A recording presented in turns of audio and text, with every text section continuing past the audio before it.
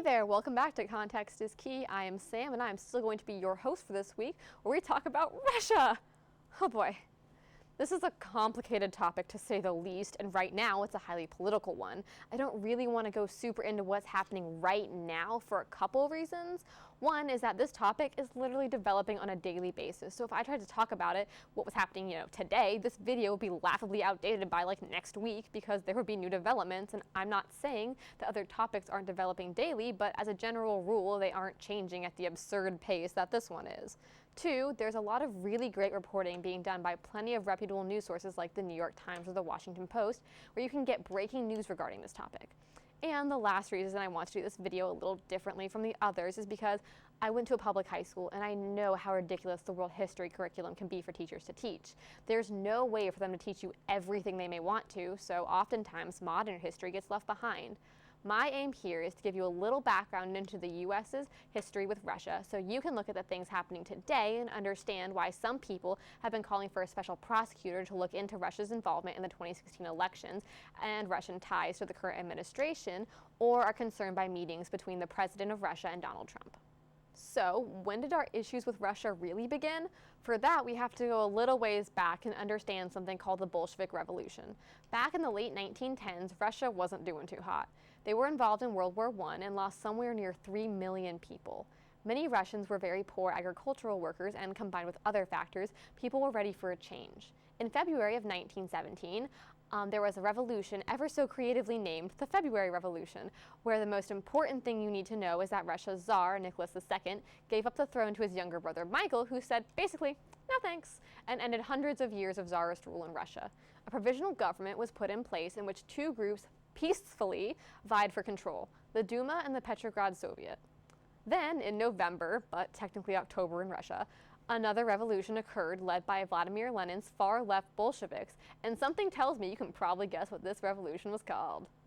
The revolution was successful, and Lenin basically became the dictator of the world's first communist state. There was a civil war in 1918, but it didn't overthrow Lenin's government, and in 1922, the Union of Soviet Socialist Republics was founded, and that's where the ideological disagreements began. Now, I'm not going to give you a full history of communism because I don't have the time. All we need to know for right now is that this guy, Karl Marx, and this guy, Frederick Engels, wrote something called the Communist Manifesto back in 1848. In their book, they argued that the working class, which they called the proletariat, would eventually get fed up with being screwed over by the capitalist system and would rise up and overthrow the rich factory owners called the bourgeoisie. And then the idea of private property would no longer exist, and neither would the class system. Everyone would, in theory, be equal. So you can probably see why countries in the West, like the US, saw the Soviet Union as a threat to their beliefs. If you believe in the right to private property and ownership and having social classes, you're not going to like communism, and the same goes for communists. That's where the root of the problem started. There was also the fact that Lenin and his successor, Joseph Stalin, had a not insignificant number of people murdered under their rule, and it's a really interesting and upsetting area that you can look into on your own if you'd like. Anyways, after World War II, the Cold War began.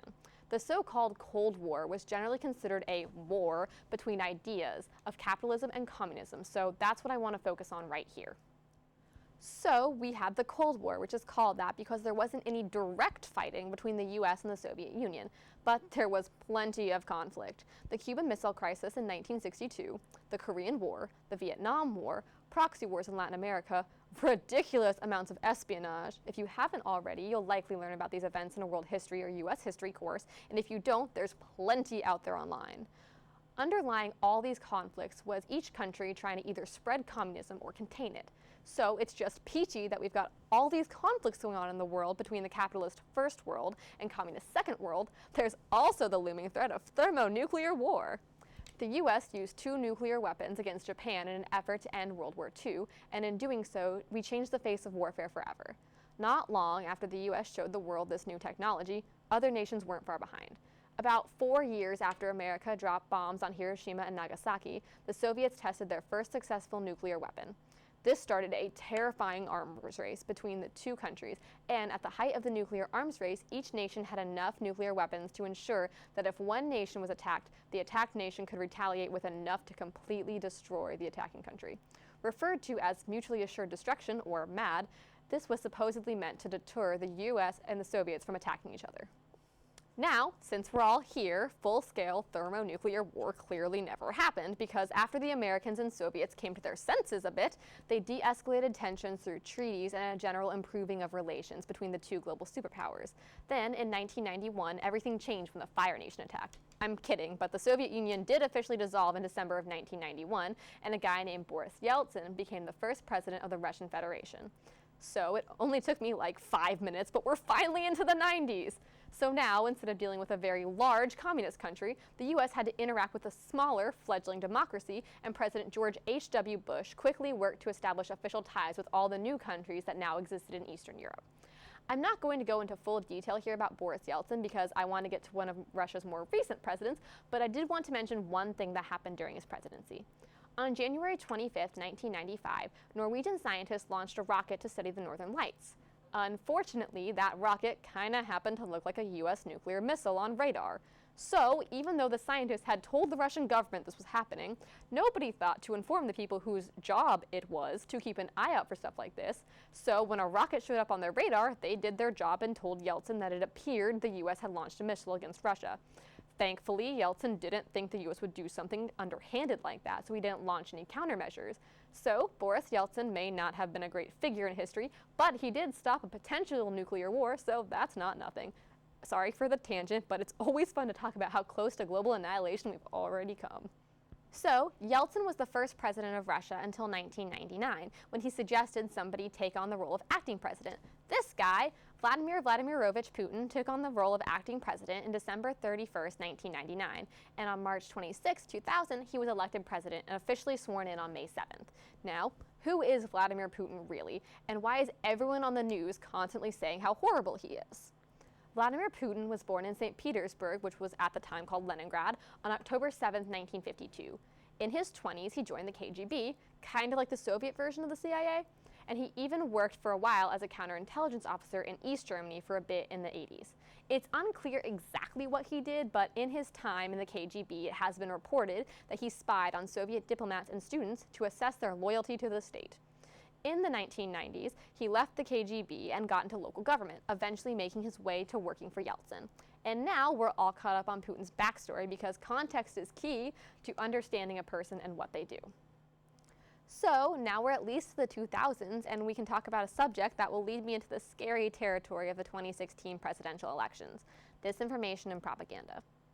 Governments have always tried to influence what their public thinks about them, and to say anything different would be disingenuous. But compared to what we see in most Western countries, Russia is a whole nother ballgame. Russia's strategy is twofold in that it aims at influencing both its own people as well as nations Putin perceives as being antagonistic towards Russia. In the US, there is no state-run media network. Of course, some sources have their biases to the left or to the right, but it's not the same in Russia. The Kremlin has targeted multiple media outlets that have been critical and decimated audiences. One network went from having 20 million viewers to 60,000 viewers in just 1 month after they were targeted. While I'm on the line of critical media, it's important to understand one way in which Russia is fundamentally different than America.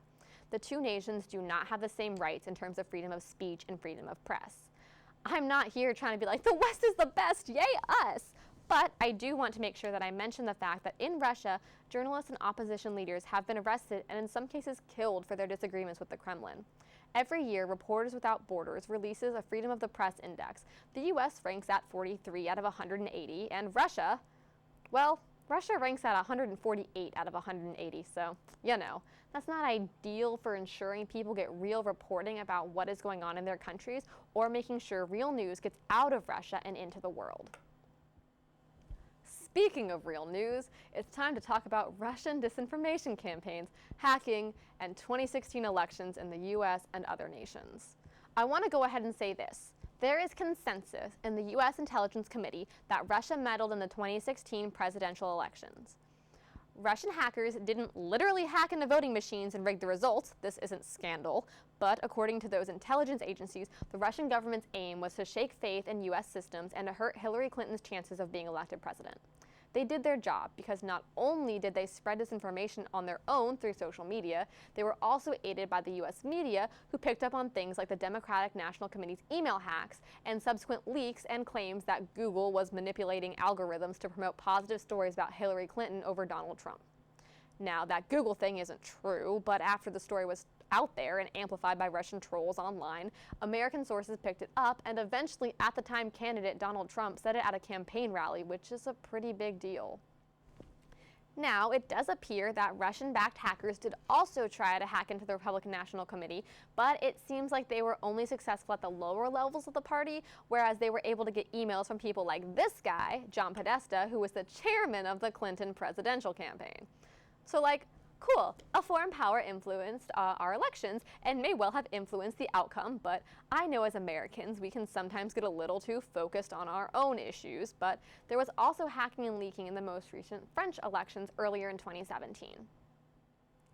The effects were very different in the case of the French for several reasons. In France, then candidate, now President Emmanuel Macron, was the subject of most of the attacks, but unlike in America, false stories about Macron didn't stick like they did in America. There were stories that claimed that Macron was funded by Saudi Arabia, or that he was, quote, a homosexual who was supported by a very wealthy gay lobby, which is my favorite bit of fake news because, what? The French media also played a very different role than the American media did. The French had the benefit of seeing the havoc that disinformation could have on politics, so they responded accordingly. Large newspapers helped verify the credibility of news from various sources, and the government even denounced certain polls that were being pushed by Russian state media that incorrectly showed François Fillon was ahead in the polls.